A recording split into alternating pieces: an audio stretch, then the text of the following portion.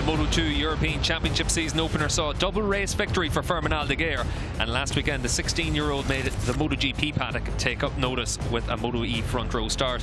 The 16-year-old now has to back up what we saw in Estoril, and he'll start second on the grid behind his Boscoscuro teammate Alonzo Lopez.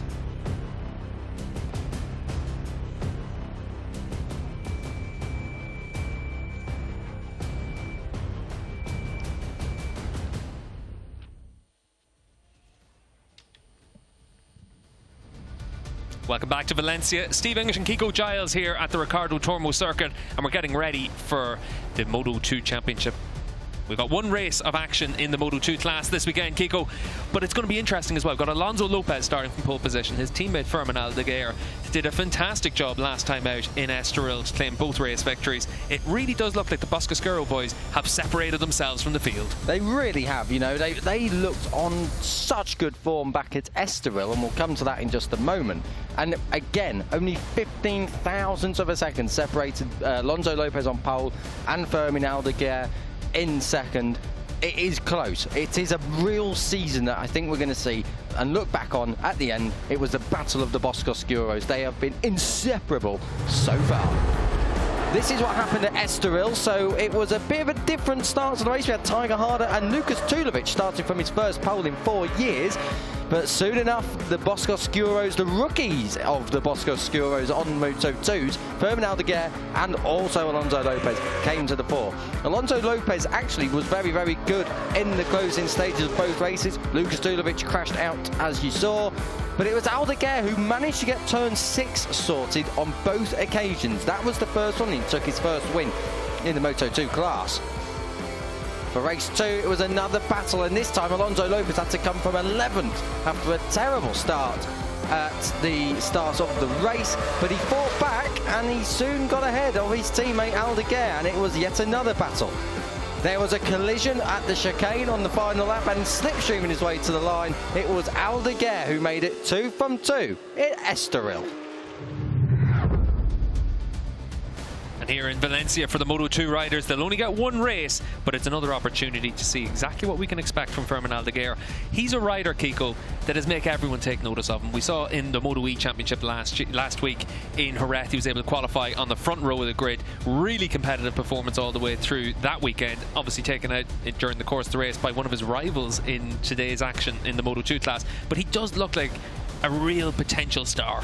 He does look like a potential star, and that's what this paddock is full of. You know, you look at the riders across every class, ETC, Moto3, and here in Moto2, the likes of Fermin Aldegar and others. You know, you've got Kevin Kubo as well, and Tiger Harder. Those guys, if they can just find their feet and push on a little bit harder, will be right on the pace.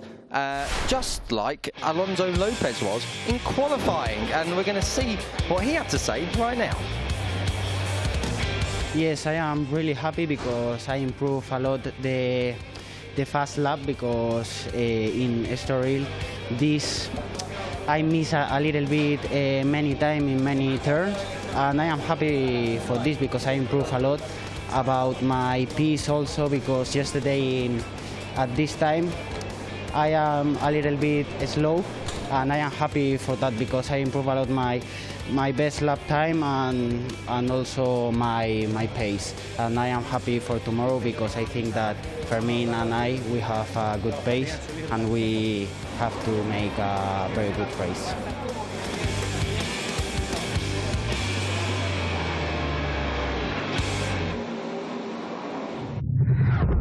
Alonzo Lopez, our pole sitter, plenty of experience for him, of course, in the World Championship. He's raced for a few years in the Moto3 class, and now making a step back to the European Championship to make his Moto2 debut. Now taking his pole position. It was only by 15 thousandths of a second though, Kiko, and at round 1, he was outfoxed in both races by his teammate. Only just though, and it was very, very close. And I think at the moment, yes, the upper hand has gone to Aldegar. The pendulum has definitely swung that way inside the Boscoscuro camp.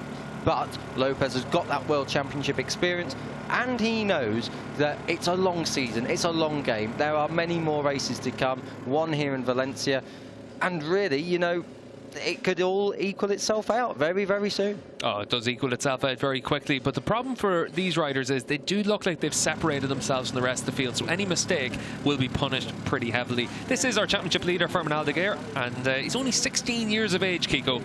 But he showed such a cool head last time around on his Moto2 debut in Estoril to take those 2 race victories. Old head on young shoulders, that's the phrase that springs to my mind when I hear Fermin Aldeguer. He is very cool, calm and collected, very cliche, yes, but double winner Estoril, first time on a Boscoscuro, first time in Moto2 on a Moto2 bike. The guy is a class above, but he's very close with his teammate Alonzo Lopez, and that's why, as you say, Steve, them two have just eased off from the rest of the field, the likes of Lukas Tulovic and Adam Norden. Yeah, we saw in the past the speed-ups had been able to separate themselves from the rest of the class anyway, but what we're seeing so far this year really is impressive. This is Lukas Tulovic on the front row of the grid, and Tulovic was in action in Jerez in the Moto2 Cup, but last time out in Estoril we saw he made a mistake in race 1, bounced back with a podium, but he's already given himself a lot of ground to make up. Yeah, he's got a lot of things left to left to work on in terms of race consistency. Best race of third at best race result of third at Estoril, and to be quite honest, he's kind of got to keep on just chipping away. He had the pace at Estoril to go with the two Boscoscuro machines. It was just lacking in the final stages of the race. Another front row though, and he'll be looking for back-to-back podiums for the first time in his career. Adam Norden, a nice little message there to his mum. It's Mother's Day there, obviously, over in Malaysia. 3rd and 4th at the start of this season. Race 1 was 3rd, taking profit of his teammates' downfall in the closing stages, but 4th in Estoril overall. Should be a good foundation for him to build on, Steve, for Adam Norden. Yeah, it should be, Kiko. I'm actually just after hearing a bit of news about what happened during the course of the ETC race. There were some penalties at the end of that race, and Max Martinez dropped down the order after running off track at turn 6, and then in a photo finish had lost the position anyway. So for Martinez, that was why there was a bit of a change on the podium order, and then Martinez has now actually been relegated even further. So race direction being very busy all the way through the action so far, and that's going to be something we're going to see through the course of the Moto2 class as well. This is Kem Kubo in the middle of the 2nd row of the grid, regular runner inside the top 6 now in the Moto2 European Championship, Kiko. Yeah, he's got great paces, Kubo. He's got a great style as well, backing it into the corners. He is something just a little bit spectacular. And the Thai rider looking to make a good step forward this weekend. It wasn't his best weekend last year at Valencia when we was here, Steve. He did struggle, but a solid Road 2 start might just be what he needs. 5th on the grid. Yeah, 6th on the grid is going to be Taiga Hada, who made his Moto2 World Championship debut last week as well. We know that he's a fast starter. We saw that in Estoril. We know that he's got a bit of speed about him. Needs to come away with those decent top 6 finishes and try and really kick on this season. Yeah, 6th and 5th at Estoril. Not the easiest of rounds for him. He was race leader though, don't forget, earlier on in that weekend. He was 3rd overall in the Asian Supersport Championship in 2017, so the pace is there. And now he's got a few more years on him, a little bit older, a little bit wiser. Hopefully, at the circuit he made his Moto2 CEV debut on 5 years ago. Wow, that's gone quick. Hopefully he'll be able to kick on from here and maybe challenge for that podium place. It's really tough in this class whenever you've got Lopez, Aldeguer and Tulovic with all of their experience at the front. For a lot of the other riders, the goal has to be to try and break their way into the top 5 positions. But Adam Norden's got a ton of experience. Kem Kubo's been very fast over the last few years to be a top 5 runner. It is really tough for riders like Dimas Eki Pertama to make that break into the top 5. Top 5 is a great result for him, even though he's one of those riders with a lot of experience in this class. He's raced for a full season in the World Championship as well. Yeah, he's got podiums in this class. You know, he's done well, has Dimas Eki Pertama. 7th and 8th in race 1 and 2 of the season this year, from 13th on the grid, and he's 7th this week. So there's been a step forward in qualifying, and hopefully a bit more of a front-running pace. A top 5 is what Pertama will be looking for this weekend. As I said, tough to break into those top 5 positions. It's also just tough to break into the Moto2 class. You've got the likes of Fermin Aldeguer making it look easy. Last year in the Stock 600 class, it was all about him and Alex Toledo, and it was a great battle all the way through the season. For Toledo now, he's stepped up to a Moto2 machine, just like Aldeguer, but 8th on the grid, decent start to the season for him. Yeah, he's not quite at Aldegar's level yet on the Moto2 bike, but he's working it out, Steve. He's done a great job this weekend, the number 55. By far the best we've seen of him since he's been on a Moto2 bike. He was 8th at Valencia on, he was 2nd overall in the Stock 600 Championship last year at Valencia. Obviously had that massive battle in the off-track fisticuffs session with Aldegar. So hopefully none of that. But Toledo's working out. He's a smart rider, and I think we'll be seeing more of him. He'll be a bit more of a prominent force this weekend, Steve, in this class. Yeah, it's going to be interesting to see who's able to make that step forward. We know that the likes of Peter Bishakirsky is going to make some progress. He raced here both races last year in the Moto2 World Championship, Kiko. Now it's all about trying to make sure he's able to come away with decent points after not scoring points in race 2 in Estoril. Yeah, Peter Bishakirsky, 10th overall in the championship, number 74, 9th on the grid here. We know he can do a lot better than that. He is a top 6, top 7 runner on his day. The problem is, being top 6 or top 7, there's a lot of riders you've got to try and get ahead. And for Peter, he's just got to get on it, and he's got to try and just find that bit of consistency. Yeah, finding that consistency is the challenge. Alonzo Lopez has been able to find it so far this weekend. Last time out, he had 2 second-place finishes. Can he go one better here in Valencia?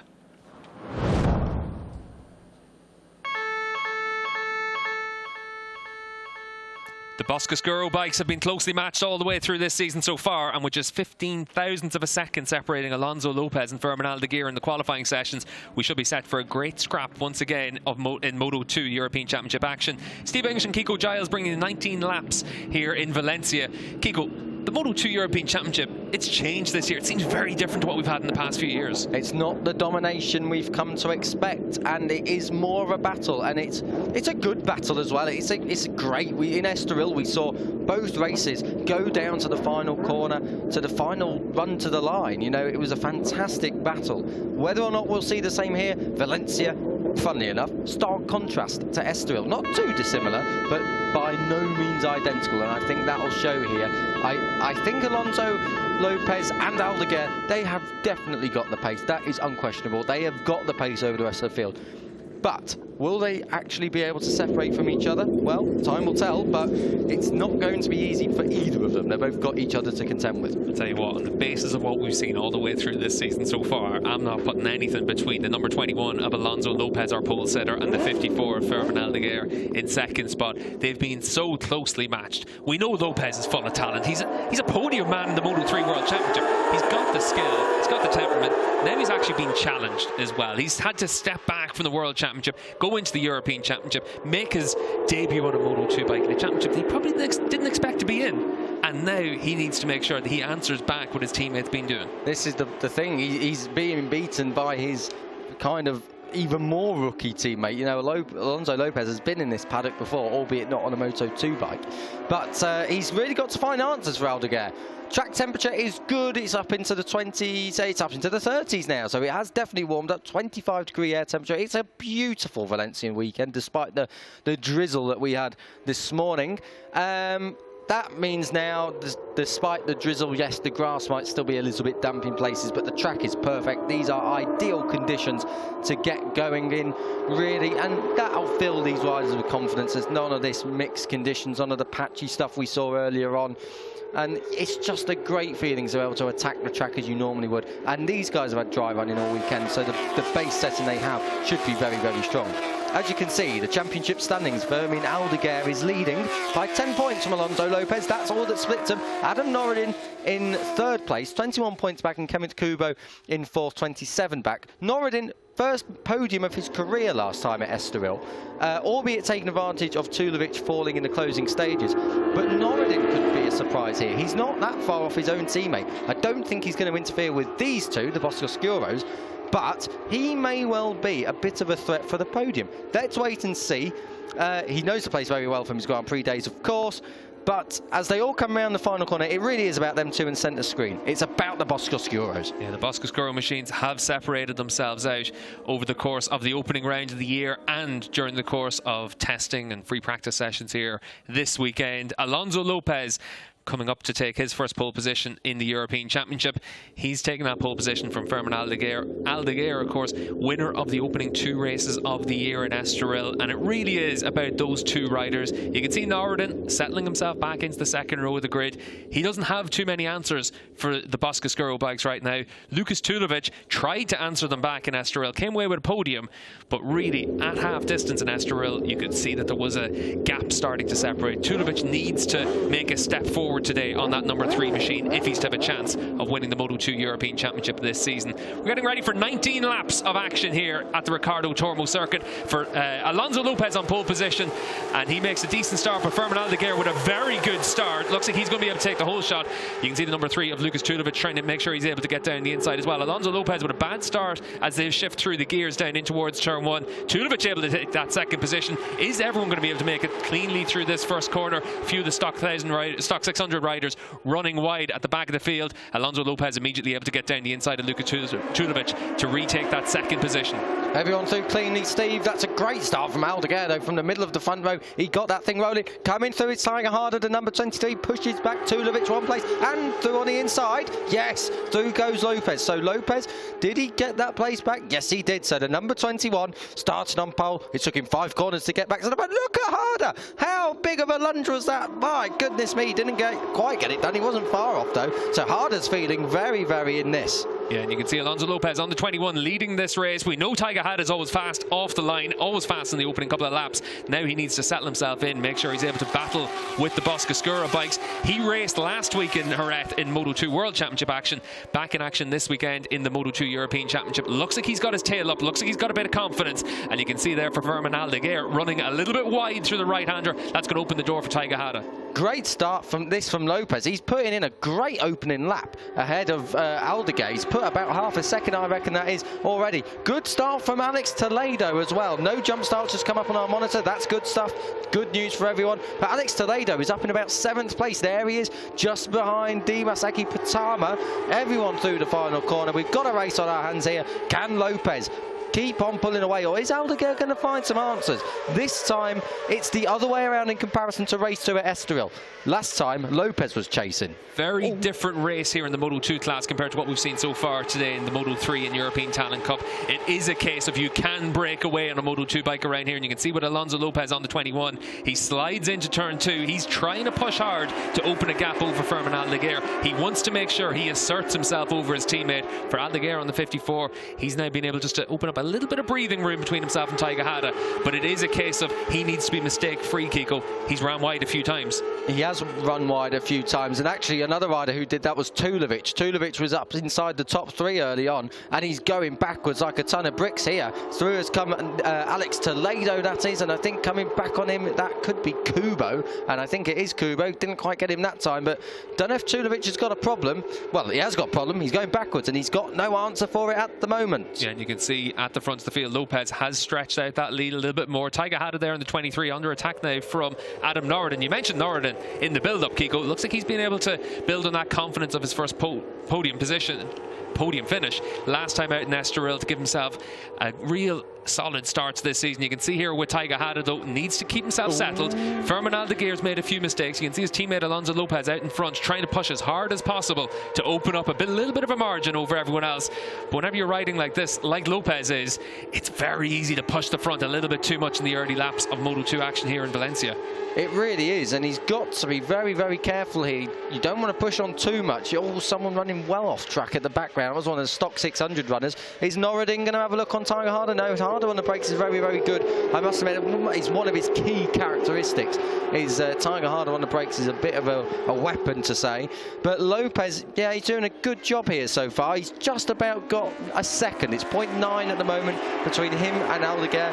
Whether or not Aldegar is going to come back into this later on in the race, we'll see. Through comes Norden. He puts that Moto2 bike right where Tiger Hada didn't want to see it, and up into 3rd place, Steve. Yeah, good move by Adam Norden to get down the inside there through the second gear, right-hander. Now for Norden, he needs to make sure that he's able to close up on the back of Aldeguer. In these early stages of the race, this is when you can start to see the group start to develop in Moto2. That's why you've got to be aggressive. We saw Alex Toledo on the 55 aggressive on the earlier laps. Now he's the man under attack as well. Kem Kubo able to make some progress. Looks like there's a few spots just on that camera as well, so maybe the rider's just getting a little bit of spits of rain out there as well. Maybe that's causing a little bit of an issue for some of them. Haven't really seen too many for us in our commentary box position, but very easy for it to just come up out of nowhere here in Valencia this weekend. That's what happened this morning, but certainly as it is right now, these riders just trying to find whatever grip they can.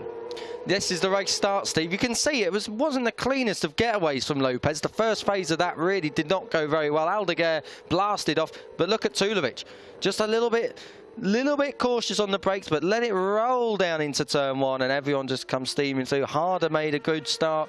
That's getting tight down there, though, amongst the stock 600 runners. This is through turn 3 and 4. As they all come filtering through. Look at that lovely colour all around. It's interesting with Tulovic because he's fallen all the way down. You can see the number 3 at the top of the screen trying to attack on Alex Toledo.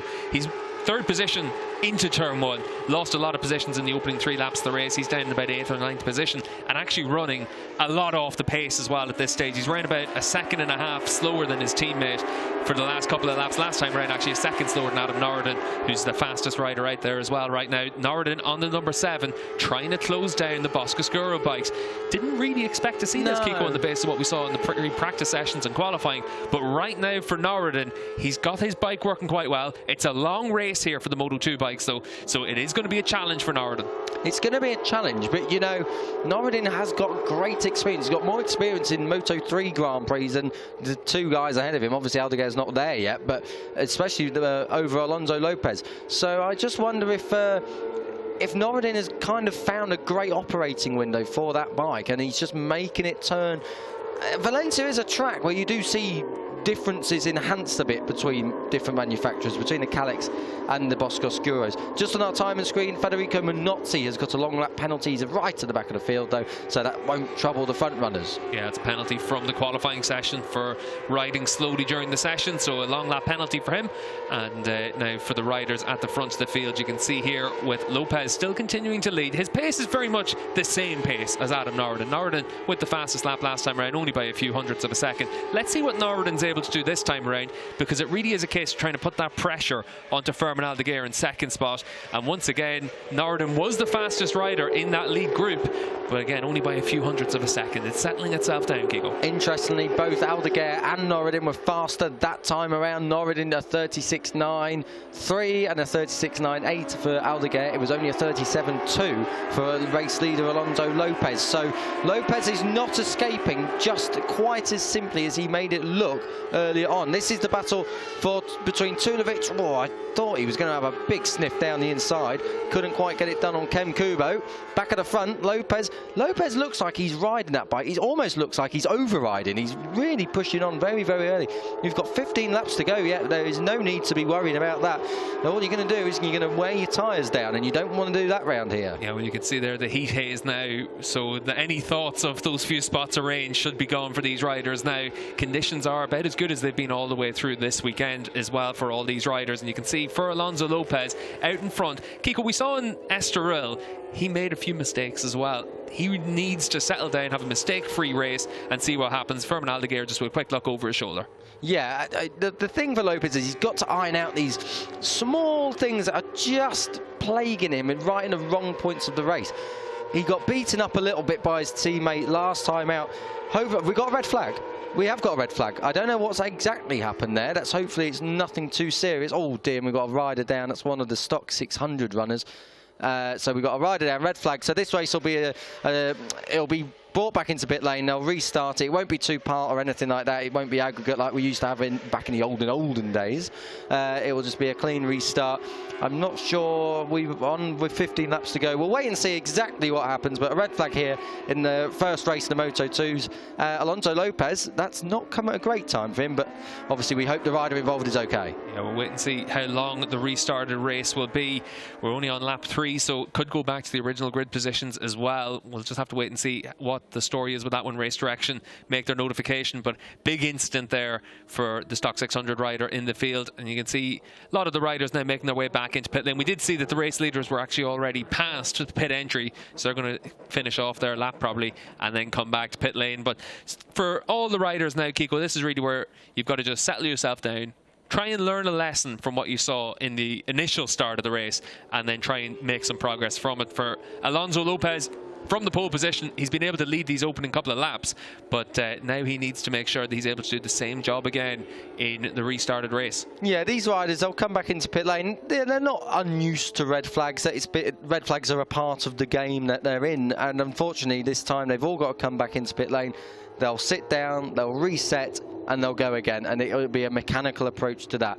They've got to kind of pick up where they left off. You know, Alonzo Lopez, okay, he was being closed in, but he must have felt good on the bike, otherwise he wouldn't have pushed on so early at the start of the race. So that first 3 or 4 laps, they've been educational for the riders around. So the rider now who's fallen is just being taken off on a stretcher as they take him to the ambulance. The red flag's still being waved in pit lane. Obviously pit lane is now closed, and all the riders will come in and go to their boxes and just sit down, contemplate themselves, gather their thoughts, and then hopefully get ready for a restart of this first Moto2 race. It was shaping up to be a cracker, Steve. We mentioned Adam Norden just then. Adam Norden looks like he has found a little bit of performance this weekend. Yeah, and I would say that for Lukas Tulovic as well, from the outside, the front row of the grid, struggled in those opening few laps. At least he's got the opportunity now to try and figure out exactly what he can improve on. You can see for just there able to get himself into the back of the ambulance, the marshals and the medical staff able to treat him immediately at the scene of that instant, and hopefully Leon will be okay after that crash. But for all these riders now, the focus does shift back to what you're able to figure out. Norden, Kiko, like you said, did a really good job in those opening couple of laps, but is he going to be able to back it up now as well? Does anyone have a fresh tyre as well? All these kind of things come into it now for these teams. Maybe you've kept one spare tyre just in case you get a red flag. You're able to then have a little bit of an advantage during the course of the restarted race. Exactly, and for the likes of Adam Norden, it was just that start alone, he knows he was going a little bit quicker than the riders ahead of him. Therefore, he is now believing he has got good race pace, and undoubtedly he has good race pace, but no one thought it was good enough to do that, to kind of go with the race leaders, as Leon Orgis there taken into the ambulance, that he will go to the medical centre and will be treated there, and we will bring you updates, of course, as we get them for Leon. Great rider further down in the Stock 600. He's one of the favourites of the Stock 600 class this year, so hopefully it's not as bad as it looks, and he will be back soon enough. This is Fermin Aldeguer now. He was running second at the time, and he's just sorting himself out, getting a bit of a cool down, because it is warm out there, Steve, and we've said a few times, it's humid. It's very, very humid out there, and after just 3 or 4 laps, they will start feeling it on these Moto2 bikes. Yeah, we did have threats of thunderstorms here in Valencia over the course of the last couple of days, so that humidity does make it a little bit tough for the riders out there. All of them, though, very fit, all of them taking the same approach as World Championship riders. They want to be ready to step up like Taiga Hada did last weekend in Jerez. They know that opportunities can present themselves. You've got to be ready for it. That's why, you know, fitness is important for them. That's why preparation is important, and that's why dealing with these kind of situations is important for them as well. You've got to be able to react well to it. This is into the box for Taiga Hada there on the left hand side. You can see Taiga now made his Moto2 World Championship debut last week in Jerez, and Kiko, we saw in the early stages of this race, again, very quick off the line, very aggressive on the opening couple of laps to make sure that he was able to make some moves. Yeah, and he is an absolute predator off the line, really. You understand why they call him Tiger now, can't you? He pounces off the line. He's very, very quick out the traps. And for Harder, what he's got to do, he's got to find a way to make it sustainable and right across the race distance. You know, it's okay being fast in the early stages of the race, but you've got to back that up as the race goes on. Before we cut to him there, you can see his teammate there, number 35, Sam Wilford. So for our British fans, there he is right on screen, the big bad Wilf. Good first round for him at Estoril, top 10 for him, and he's not looked so bad this weekend. He's looked relatively comfortable, and he's doing a solid job there. So Sam Wilford, obviously now a bit more of a regular in the class and looking to do good for the AGR team. Of course, they've been race winners back in Moto2, the top World Championship, back in the days of Jonas Folger. Yeah, and that team, of course, a lot of success in the past with the likes of Edgar Pons as well. So they know what to do in the Moto2 European Championship. Certainly for Wilf, it's important to make a big step forward this year. This is his 3rd year in the Moto2 European Championship. And there is more of an expectation now to try and step forward, score points bigger points on a more regular basis, try and challenge it out. We mentioned earlier on, Kiko, on the grid, how tough it is to break into the top 5. It's really tough whenever you've got Alonzo Lopez, Aldegar, the likes of Tulovic, Norden, tons of experience there. Yeah, and for a lot of them guys as well, they will have been familiar with Moto2 machinery like DMS Eki Pratama for a little while, especially Lucas Tulovic too, where for the likes of Sam Wilford, it's only just been introduced into the British classes in the last few years. This is Kiko Maria. He's on a Yamaha in the Stock 600 class. Portuguese rider, hello to him. And, you know, he's not been lighting up the timing screens as far as race pace or one lap pace goes. But, you know, he's improving, and that's what this class is meant to do. It's you know, he's still very, very young, is Kiko Maria. He's not old at all. It's just about finding that little, the differences that you can make as a rider in a racing situation. We're just getting on our time screens. A quick restart procedure over, and the race distance will be over 9 laps. So it's going to be a 9-lap shootout between the Boscoscuros and Norden, and maybe someone else can swing a surprise. Tying hard is very, very quick in the early laps, Steve. Maybe this will suit him. Well, the one thing about it is, with a 9-lap race, it really is a case of just trying to maximise everything that you have and try and see exactly what you can do. And certainly for the likes of Tyga Hada, it's an opportunity from, this is Matteo Ratto down there in his box as well. But for all these riders, Kiko, this is a real chance. If you're one of the riders that's usually battling it out for a points-paying position, maybe you're able to get yourself into the top 10. If you're a top 10 rider, maybe you can unsettle some of the riders around you. Exactly. Matteo Ratto, Steve, he's on the fringe of the top 10, yet to take one this season. He was very quick in a damp warm-up this morning, so very good stuff from Ratto. Maybe he's a believer. The grid positions will be based as they were at the end of lap 3, so that'll be how it looks. So Lopez, Aldegar, and Norden for sure will be your front row. Yeah, and it's going to be really tough for Lucas Tulovic, coming from all the way down and round about 10th position as well. So it's going to be a big challenge for Tulovic. But if he wants to be a European champion, he's got to step up to the plate in this race. There's only one race for the Moto2 class here in Valencia this weekend. And for the likes of Tulovic, now what he's done is, you know, before he was starting on the front row and relatively clean and out of trouble. Now he's mired himself right down the field, along with this guy, Xavi Cardelus. He is having a terrible weekend so far, the number 18. You know, these guys, they are ex-Moto2 World Championship regulars. They should be a little bit further up than what they are. And the problem is they're putting themselves around riders they're not familiar with, they're battling with. And it takes a little pinch point, like turn 2, like turn 4, around here at this tight and twisty Valencia circuit, and to be caught out. And you don't need that, especially Tulovic, who started the season with a pole and a podium. He is in contention, Steve, and he should be a little bit further up. Well, for Tulovic, of course, that crash in the opening race of the year in Estoril really did prove very costly, because the Boscoscuro bikes scored heavily, both of them. And you expect that to be the case all the way through the year. That's what the speed up has done over the course of the last few years. When you look at the likes of Jari Montella last year, it does work pretty much everywhere we go to in the CEV Championship. So for the likes of Tulovic, you can't give up 3 points, and you certainly can't leave yourself with a massive mountain to climb in a 9-lap race. But that's what he's got to do, and he's got to make sure he makes a fast start like he did in the initial start, and then just keep that progress going. He's got to find the way to get up to at least 5th by the end of the first lap, and that is a challenge. You know, we're talking about he's got to get ahead of riders like DMS Eki Pratama, Kenneth Kubo. Alex Toledo is a believer this weekend, so that's really good. Just along the bottom of the screen now, you can see a quick restart procedure. Pit lane will open in a couple of minutes' time, not too long, for 60 seconds. Then the riders will all have to be out on that time. The race will be over 9 laps, and the grid positions are based on the standings as of lap 3, so that will be the last completed lap. For the restart, quick restart procedure, there's no guidance through the grids like we saw the first time. It is purely they go to the grid, one mechanic will wait for them. When everyone's on the grid, they will be asked to leave. We'll go through the grid once more, and then the warm-up lap will start. And hopefully, one thing we haven't spoke about, Steve, but I presume it's not too much of an issue, when Leon Orgis crashed, obviously they will be checking that corner for fluid from the bike, but let's hope there's nothing down there. And therefore, the quick restart procedure should be relatively clean and off and running. There won't be 2 laps or anything like that as a warm-up. No, it should be fine, because we've still got another 5 minutes until pit lane opens. So plenty of time to make sure everything is as it should be.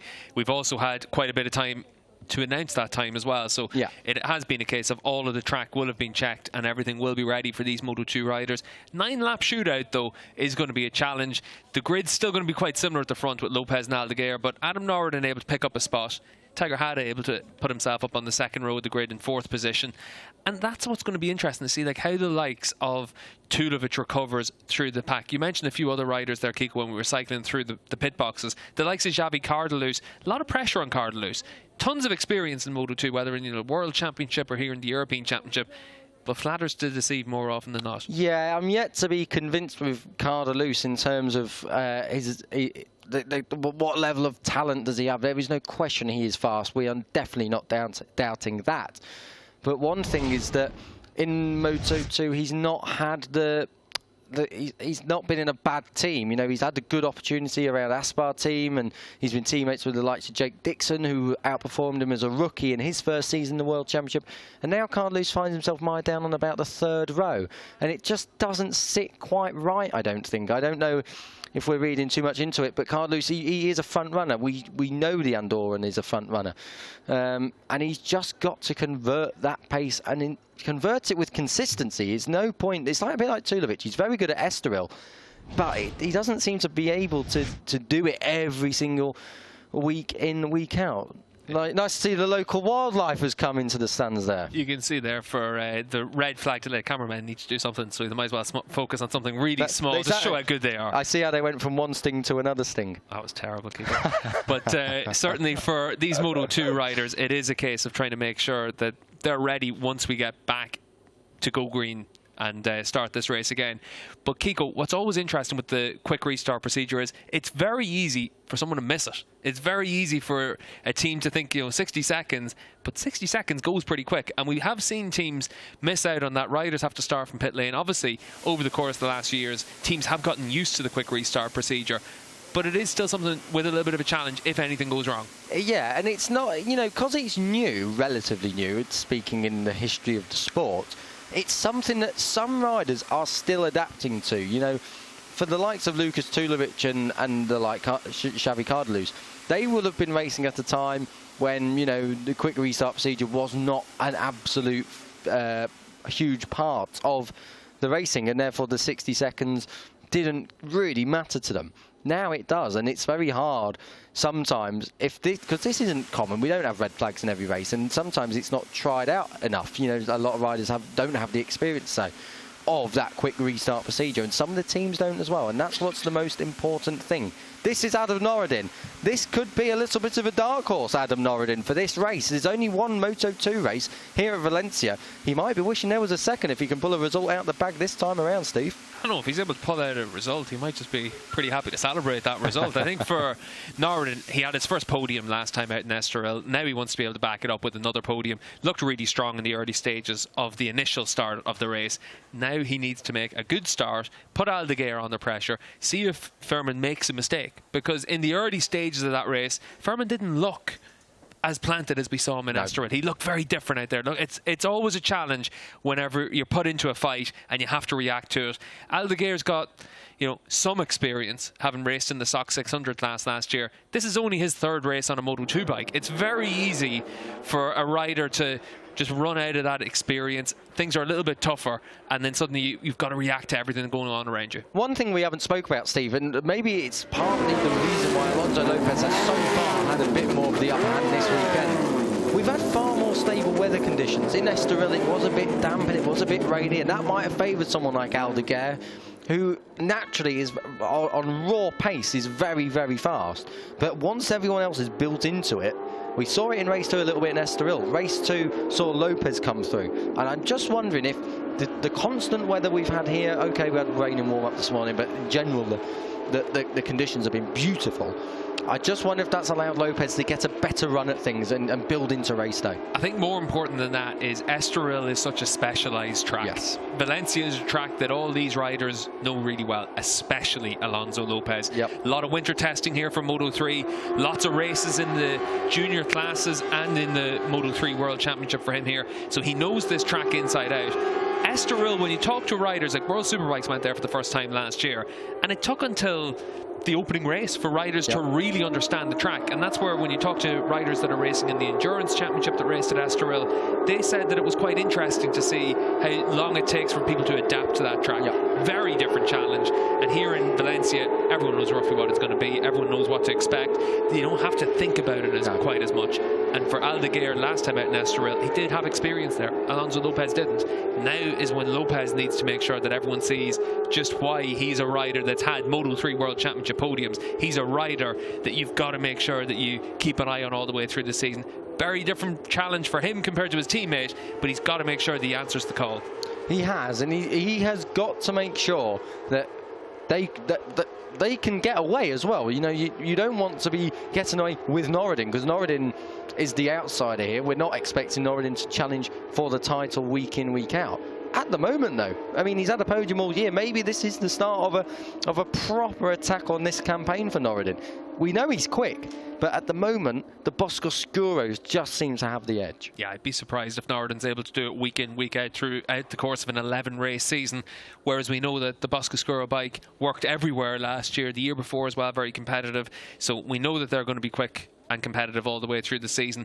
Norden, he needs to make sure that people know that he can do that as well, but the only way he's going to do that is by building on what he did in Estoril whenever he had a podium in the opening race of the year, 4th in the second race. You know, if he's able to come away with another podium here, he makes people stand up and take notice of him, and that's exactly what you've got to do.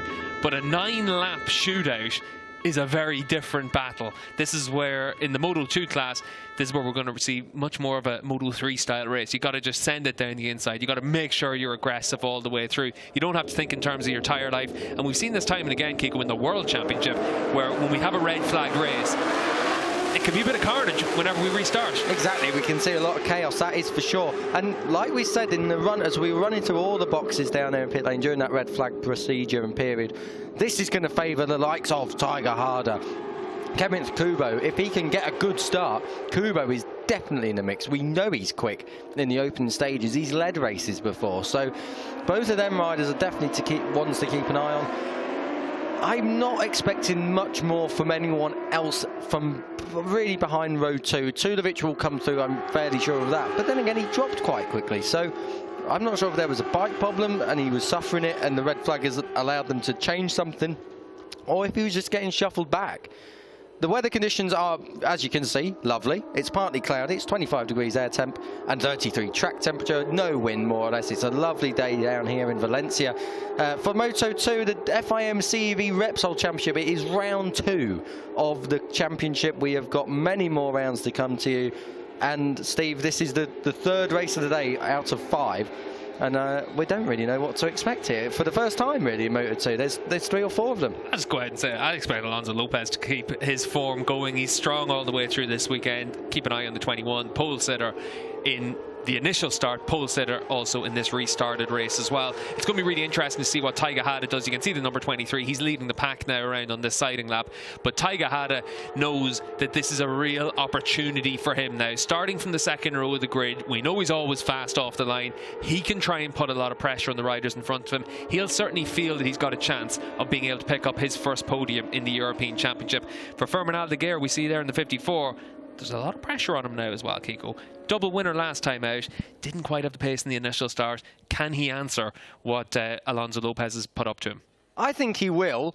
But I think, you know, Norden got a very good start last time around, and now he's on the front row there. He's on the inside as well, so if he can get a good hole shot, get a good launch, Norden could be a spoiler by the time they even get to turn 1. But let's see how it plays out. Yeah, keep an eye on Lucas Tulovic from the 3rd row of the grid on the number 3 machine. Tulovic, one of the pre-season favourites, expected to be a leading contender pretty much all the way through this season.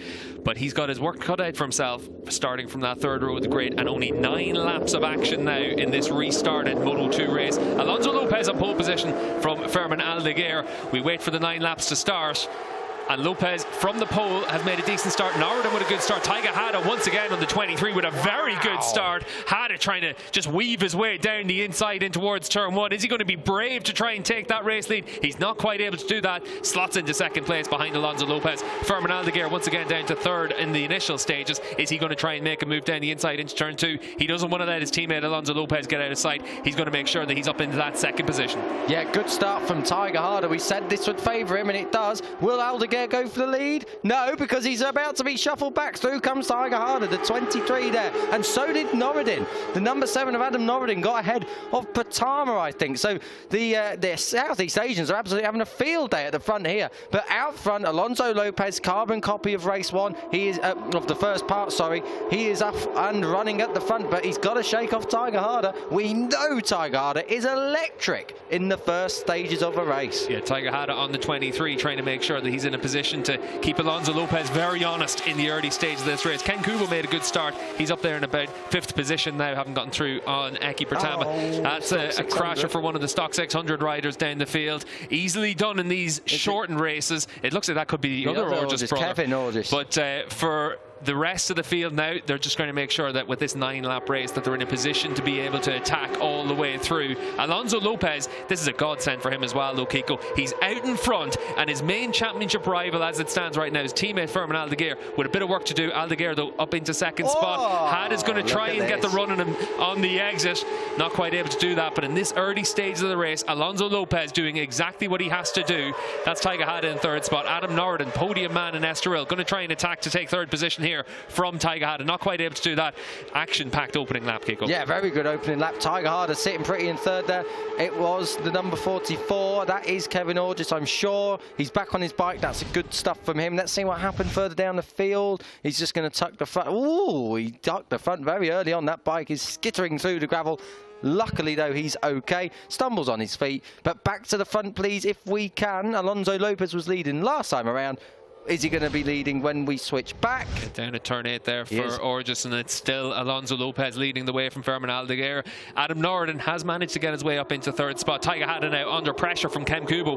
Kubo there on the number 9 machine.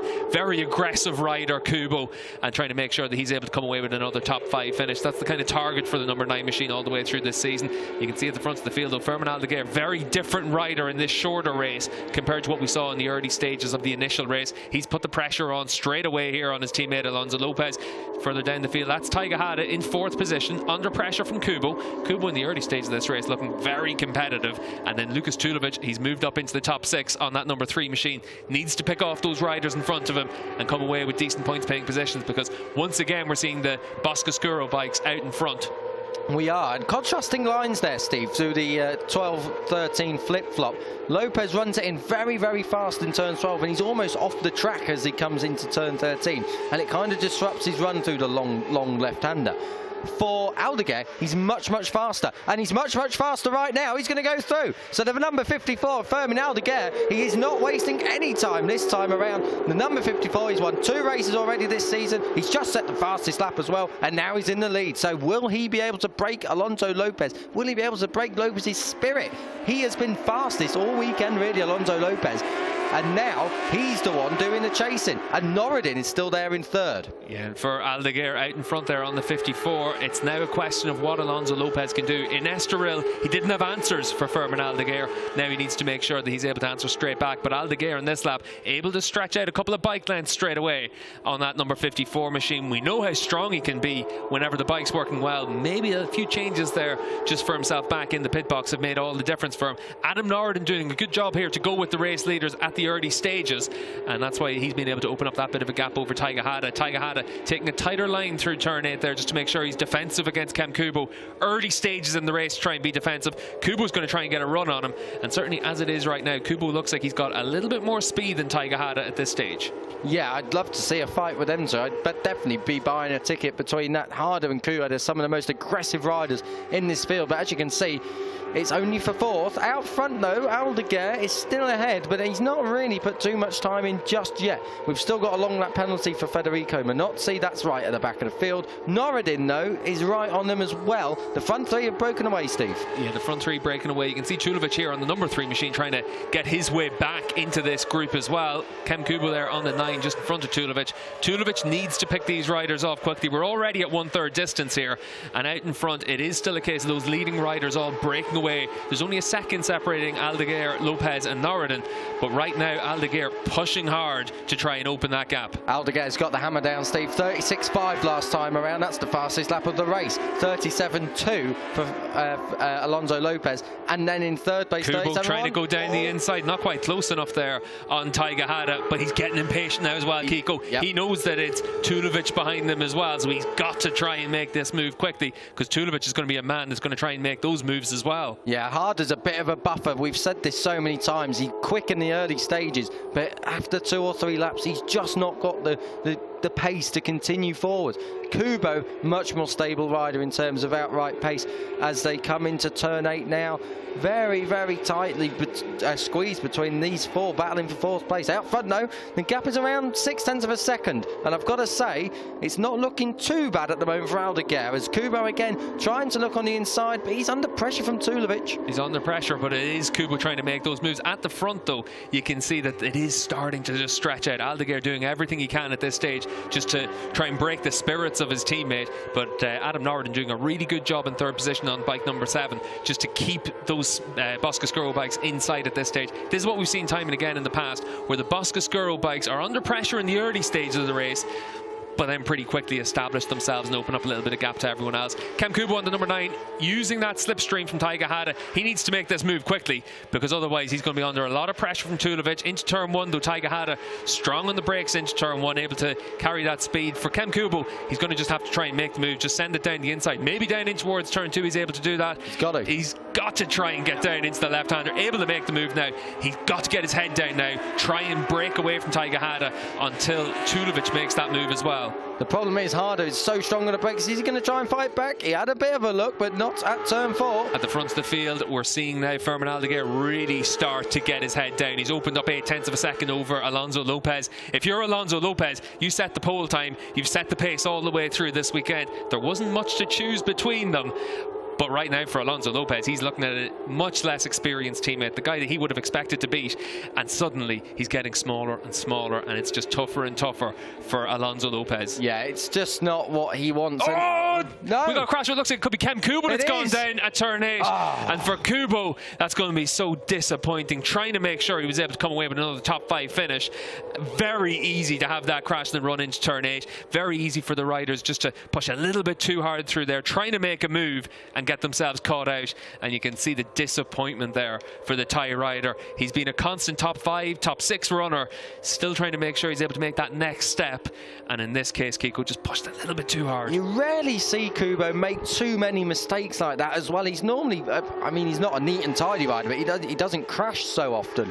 And that is one of them corners. It's downhill braking, off camber, turn 8. It's a bit of a disaster. It's very, very bumpy as you go in there as well. So easy for the front end to wash out. 1.3 between the top 2 though, Steve. That's Tulovic. Oh, dear me. He almost rode pillion there with Taiga Hada into turn 1. So easy to do that into turn 1 as well. Oh. You try and carry the speed through there. It's 100 miles an hour for these Moto2 bikes, give or take, and very easy just to be a little bit too fast in there, a bit too committed. And that's also what then costs Tulovic into the next corner. He's not able to make the move into turn 2. Now he's going to try and set it up into turn 4. He's clearly faster than Taiga Hada. Hada's just able to put his bike into the right place. It's only a matter of time, though, until Tulovic on that number 3 machine moves himself up into 4th position. But as it stands right now, with 3.5 laps to go, the gap between Adam Norden in 3rd position and Taiga Hada has opened up to around about 3 seconds. So even for Tulovic, if he's able to make the move on Taiga Hada, unlikely he's going to make too much more progress than 4th position.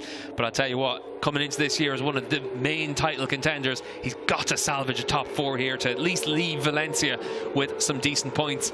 Out in front, though, Fermin Aldeguer looking to leave here with another 25 points. And for Aldeguer, Kiko, this is really impressive. He's got his head down, consistent pace. He's opening up that gap. It's a 1.5 seconds now to Alonzo Lopez. It's looking like it's going to be 3 wins from 3 for Aldeguer. I hope I haven't cursed him. But this has been impressive from Adam Norden. You know, we talk about Tulovic. He's been beaten now by his teammate. Adam Norden has already found good form around Valencia. And hopefully it's a sign of what is to come. And he's not dropped off the back of Lopez, the same as Lopez has dropped off the back of Aldegar. There's only half a second between them. Yeah, when you look at the pace right now, Norden round about a half a second slower than the race leader, but certainly just giving himself a chance. Last time out in Estoril, first career podium. Taiga Hada with a bit of a problem there, maybe just missed a shift or something, but certainly looked over his shoulder coming down the start-finish straight. He's lost a couple of spots. He's going to be down into 6th position now, trying to see if he can answer back to Pertama in front of him. But for Taigahara, he's lost that progress over the last couple of laps anyway, Kiko. Now down to 6th position. It looks like he's got is he missing a gear or something? He looks like he's got a gear problem as he's going up through the box. Has it stuck? Well, he's shaking his head there anyway. It's the team. He looks down at the shifter, and certainly some sort of an issue there for Taigahara. He's going to just have to try and get through the rest of this race. There's only 2.5 laps left for the Moto2 riders. If he's able to come away with some points in this race, then it's not too bad. He's not going to be able to. That bike's just said enough for the day, and unfortunately for Taigahara, a day that actually promised quite a lot for him. He's going to come up with nothing to show for looking down there at his bike for any sort of mechanical issue. But unfortunate there for Taigahara. Out in front though, still Aldeguer from Lopez, Adam Norden, Tulovic now up into that 4th position, but he's not going to make any more progress than that.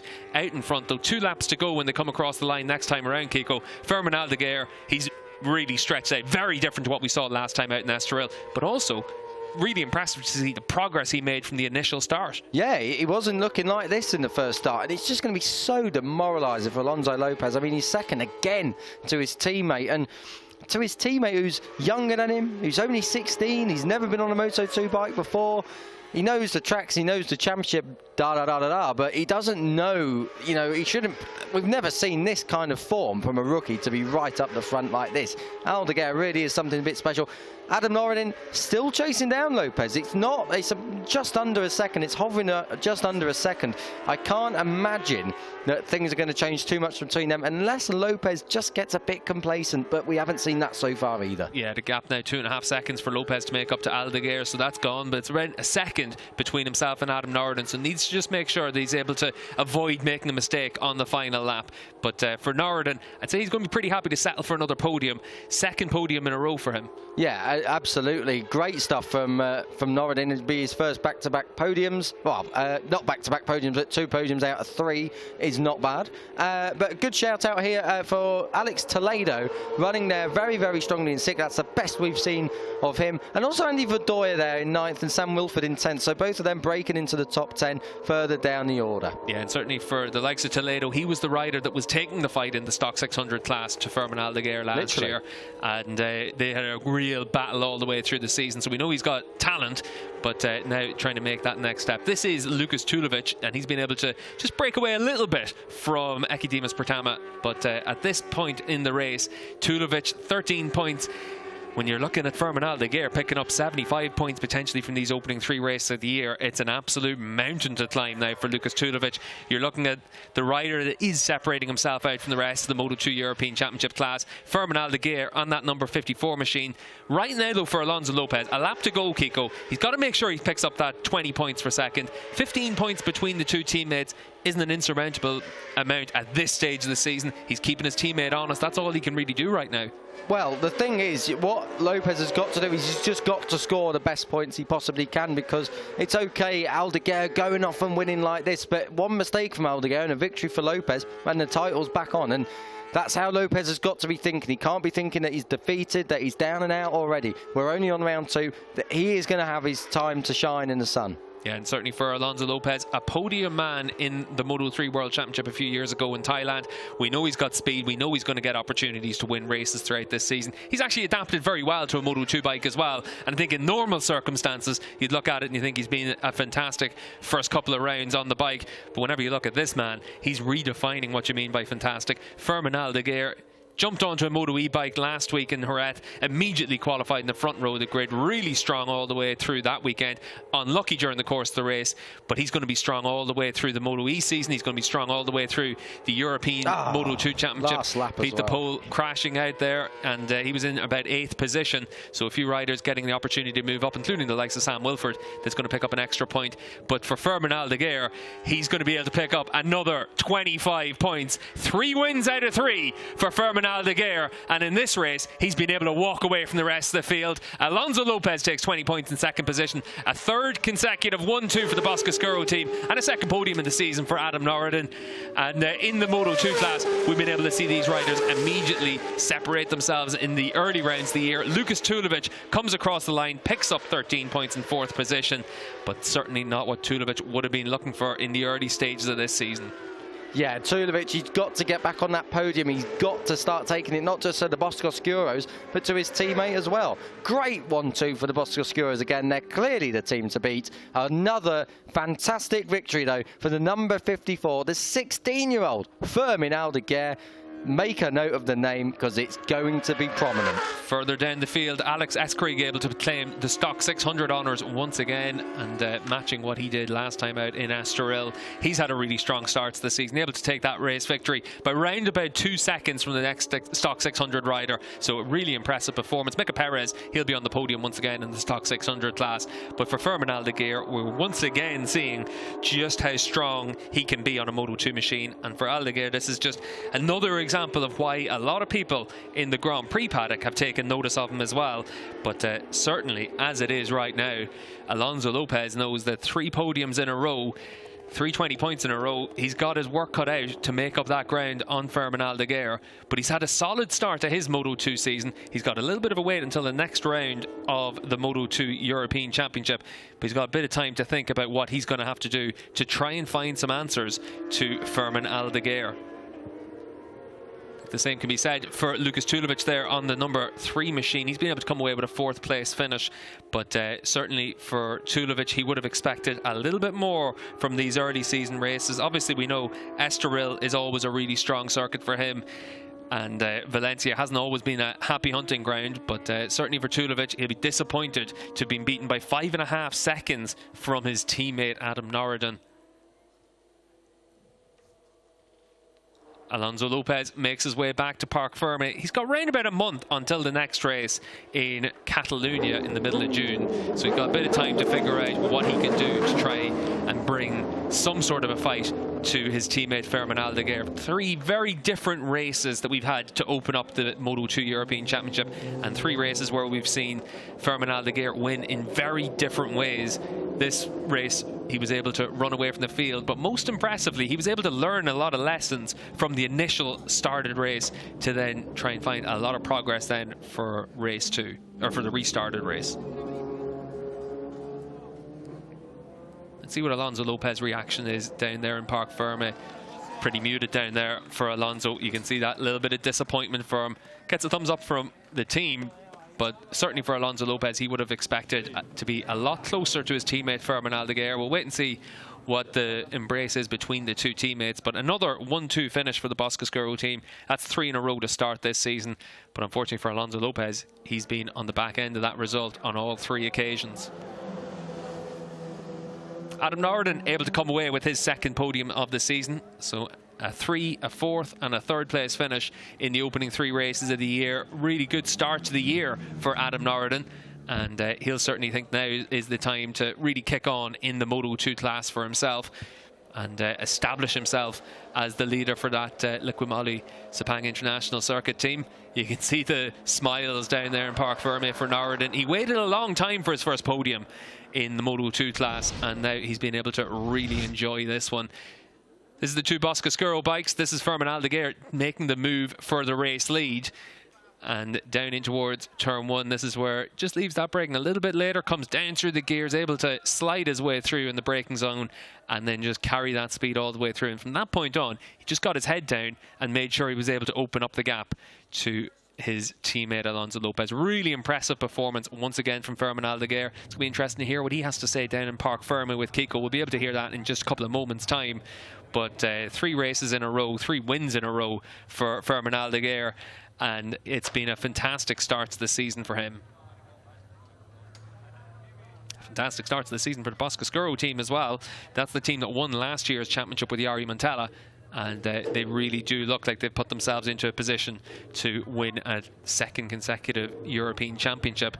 And they've certainly hired the right man in Fermin Aldeguer, only 16 years of age, just turned 16 last month, but already looks like a very cool head out there on a Moto2 machine. Really impressive how he's been able to step up from a stock 600 bike onto the Moto2 machine and immediately set the pace in this class. Let's hear from Fermin Aldeguer. He's down there in Parc Ferme with Kiko Giles. Fermin Aldeguer, a 3rd win from 3 races. How does it feel? What a start to your season. I'm very happy with the victory because we worked too much in this weekend. in all free practice I'm going very fast, and this is the result.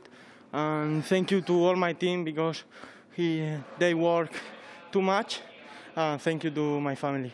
And in Spanish. Bueno, estoy muy contento por esta victoria, porque hemos trabajado mucho durante el fin de semana y durante todos los entrenamientos hemos ido muy rápido.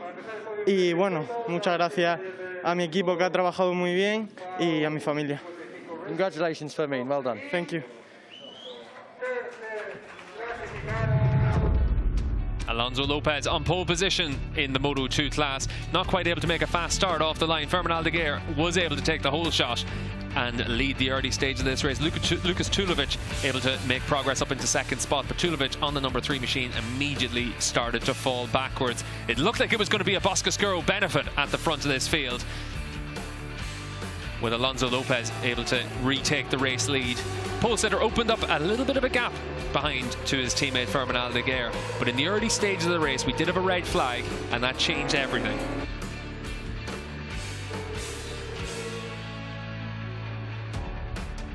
Red flag was for Leon Orges' crash, and when we resumed, the riders had an opportunity to see who could make some improvements compared to the initial start. Fermin Aldeguer was the rider that made the biggest step forward. After struggling a little bit in the initial stages of the early race, he was able to move himself up into second position and then try and close up on his teammate Alonzo Lopez. Tiger Hada was aggressive as usual at the start of this race, but the Japanese rider would eventually fall down the field and have a mechanical failure. He wasn't the only rider hitting trouble.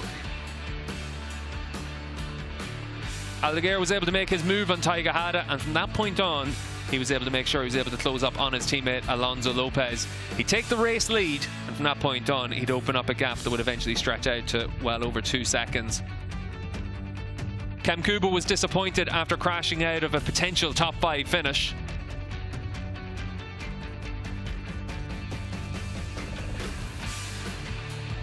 This was Tiger Hada retiring from the race, and a potential top 5 finish for him as well.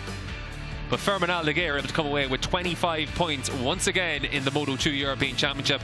3 wins out of 3 for the young Spaniard.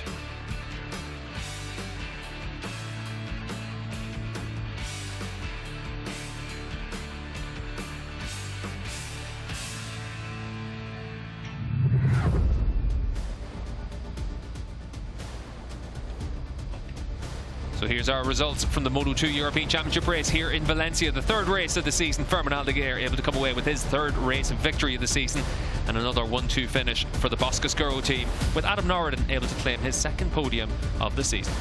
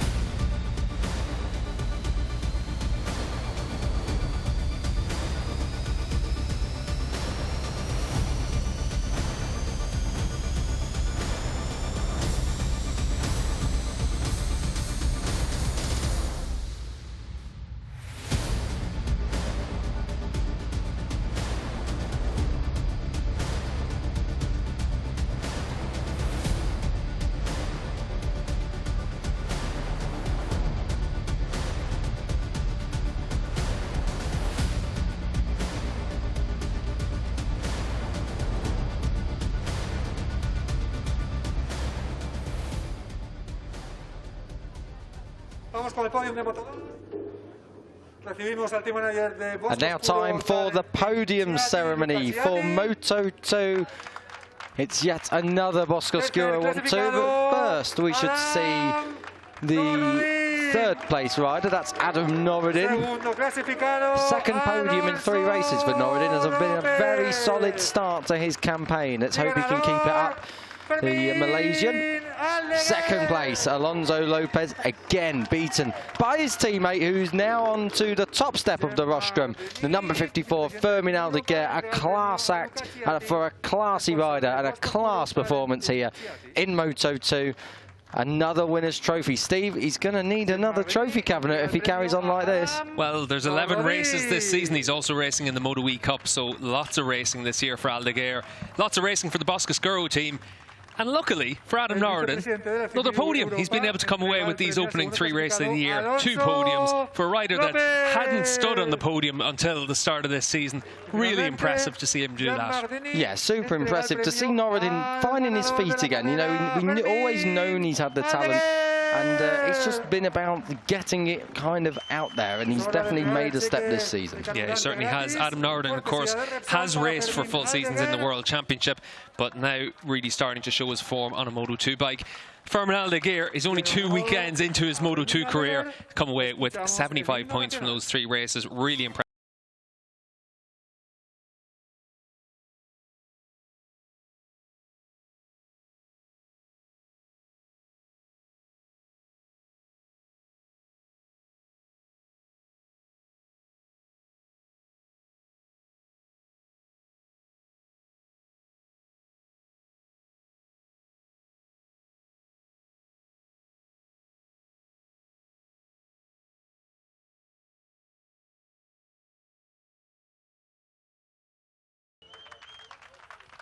Round 2 in the books for the Moto2 European Championship. They'll be back in action on the 13th of June at the Circuit Ricardo Tormo. So about 5 weeks off for these riders, and 5 weeks for them to try and see if they're able to come back with any answers for the man that's picked up 25 points in all 3 races. Fermin Aldegar really has separated himself from the rest of the pack right now. But for Alonzo Lopez, he knows that he'll have the chance to answer back next time out in Catalonia.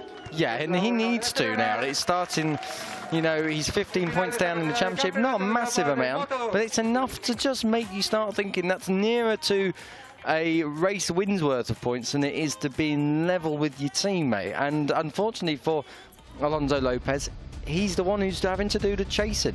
Yeah, once you're doing the chasing, it is quite difficult. And for Fermin Aldeguer, once you got that momentum, it's quite hard to stop you. 15 points is his lead over Alonzo Lopez, with Adam Norden a further 15 points adrift.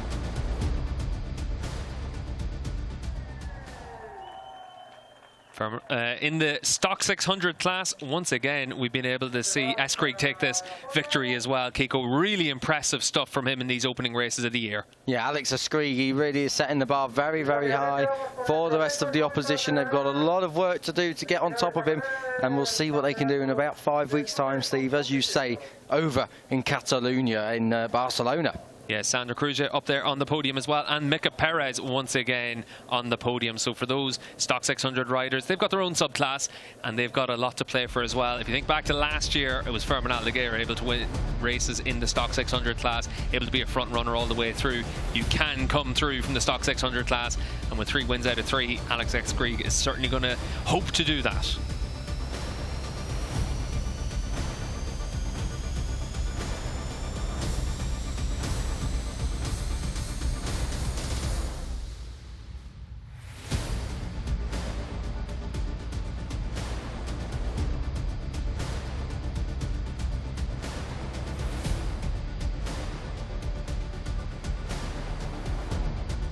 Fermin Aldeguer able to start the season with 3 wins in a row in the Moto2 European Championship. Is anyone going to be able to stop him next time out in Catalonia?